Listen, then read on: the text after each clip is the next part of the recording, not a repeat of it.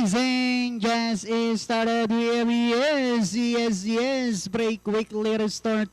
Incredible hook in second. Family Can Island. Then comes Musketeer. Senorita Ruth comes next while Miko Nanga is the early trailer by about 12 lengths of the leader. Racing down the backstretch with the quick is striding yes on its favorite position as the pace setter, enjoying a 3 lengths lead. Incredible hook in second, Family Can Island alongside third, and in fourth comes Musketeer. Fifth belongs to Senorita Ruth, and a long way back to Miko Nanga, who's racing in less than at the far turn with yes, by about 3/4 of a length lead. About to throw the challenge now is Incredible Hook. Family Can Island also joining them. Then comes Senorita Ruth, Musketeer, while Miko Nanga is still racing in less. And Diana entering the home stretch. Yes,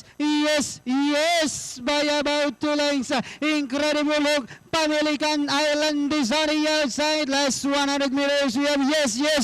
Incredible Hook is on the outside. Family Can Island. And finally it's yes. Incredible Hook. Then comes Family Can Island. Musketeer. For our penultimate race for this evening, your unofficial winner, that is entry number 3, yes. Nirendahan po ni JB Guse, Masi Segundo. Numero 4,